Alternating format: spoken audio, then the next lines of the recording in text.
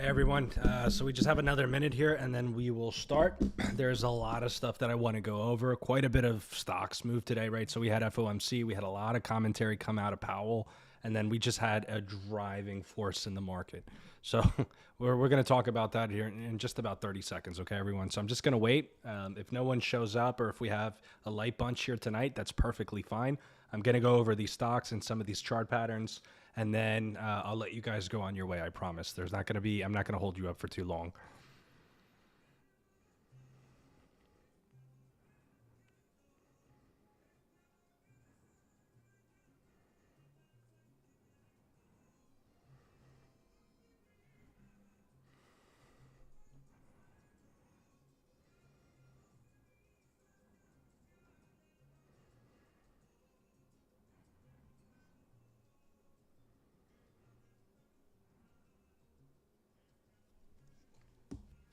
All right, everyone. So here we are, 8 o'clock. Let's look at some of the indexes. So first and foremost, right, I want to give you a little bit of a sense of where we are in terms of just trading in general.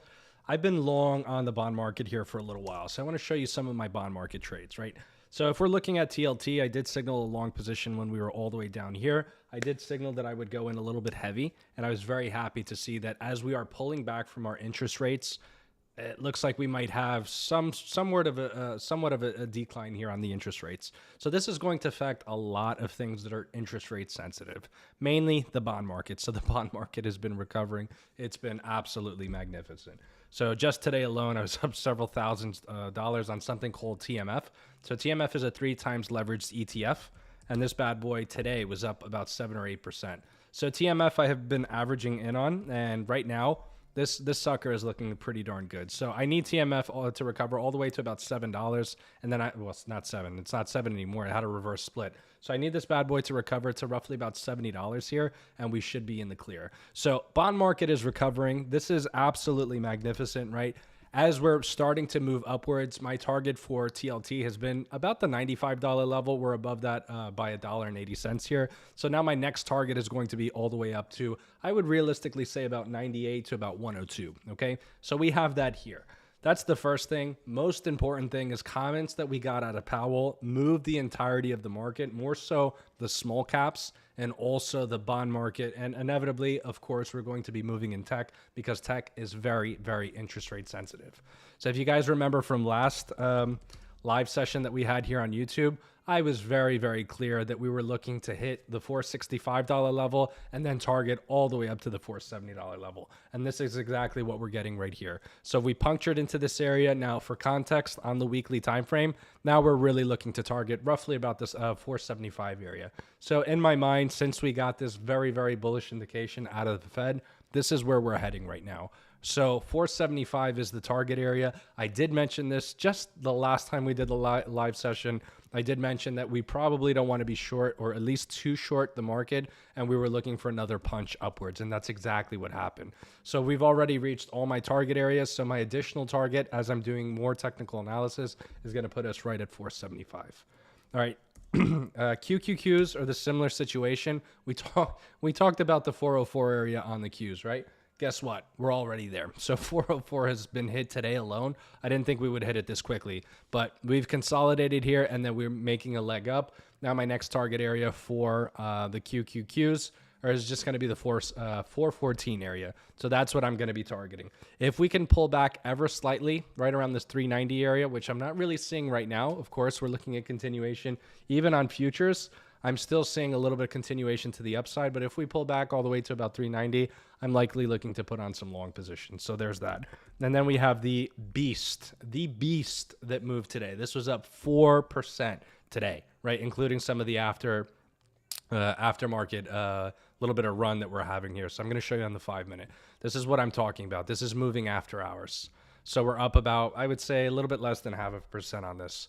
So 4% overall on today's price action, including after hours. I mentioned yesterday I was highly interested in getting long IWM. Incredibly interesting in doing this. I was waiting for a pullback down to 179. We were not even close to getting pullbacks on IWM, not even close. So this move right here was also a ton of volume that came behind it. And right now, my target that I said yesterday was going to put us all the way up at around 194, all the way up to about 195. We're already there. So we're there just one day after. And the amount of accumulation that we have for long positions, I mean, it's just ludicrous. So my next target to the upside is going to put us right around this 196, 198 area. So if we can break above that, then I'm looking for a little bit further continuation to the upside, breaking this kind of funk that we've been in on IWM since, let's see, the last time we were up here. August 12th of 2022. So we're looking for a break to the upside and see some continuation and finally get out of this very, very long consolidating pocket that IWM has been in for a while. All right, so there's that. And then I just want to go over two more stocks and then we'll call it a day, right? I don't want to hold you guys up for too long. I have been leaning long the market. These are some of the trades that I'm looking at going forward. So I'm still looking for some further continuation, specifically on IWM. And I did state last time when we were on live, I did take a long position on IWM via DPST. So DPST right now is a position that I'm in with shares, and we are up. We're up more than 50% on this trade. So this is moving quite well. So this is it on the daily time frame. And we caught this all the way down here, closer to about $60. I had the opportunity to go long around 45. I didn't want to take it necessarily there, but we're looking for that breakout, which we've kind of saw a little bit today. This breakout of this $95 level, and then finally starting to see the gap up to about 195, right? Is that going to happen immediately? No, probably not. Probably not. But we're just going to wait on this trade. We had a pretty decent entry where we can afford to wait on this trade. So shares for just for you guys to have some perspective, this is not even the highest point that it can get to, right? So if we get to about $200, $250, we have a very, very nice return on this trade. I did go heavy on this trade. I did mention in the group, I sounded the alarms to go pretty heavy on this position because I like my 3 times leveraged ETFs. So if we can get all the way up to about $550, I don't know quite yet if I want to maybe hold up to that position, but since we're pulling off of interest rates, it actually kind of seems feasible, this $300 area. So that's something that I'm just going to consider, at least for a little bit longer term, but for more shorter term, I'm looking between 150 to about 190. And, you know, after the push that we saw today, the 18% push, I think it's quite possible. All right, so there's that. There's DPST. We talked about IWM. I do want to talk about Tesla. Tesla had some recalls, right? Tesla was not moving with the entirety of the market, but Tesla is kind of interesting here on the daily time frame. So Tesla, we're looking for either a break above this 245 area, or we're looking to break below the $230 area.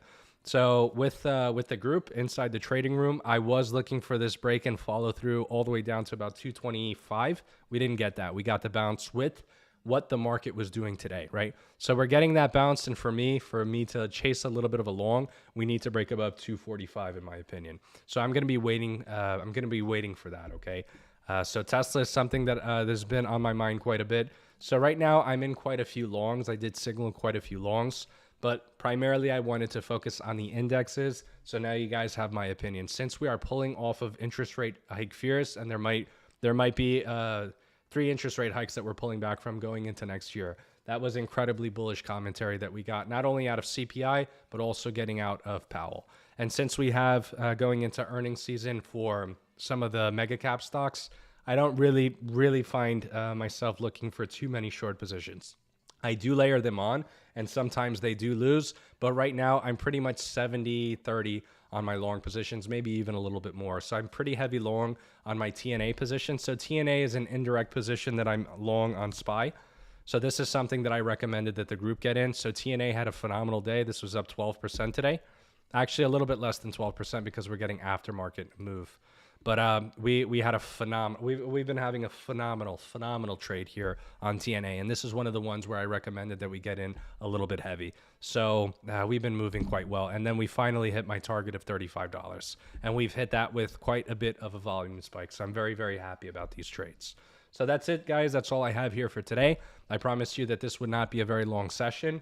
I'll see you guys in the next live session. And hopefully we can start building a little bit of a community here. And then we can start bouncing questions one off the other. So I appreciate you guys. Everyone have a good night, and we'll see each other in the next live session.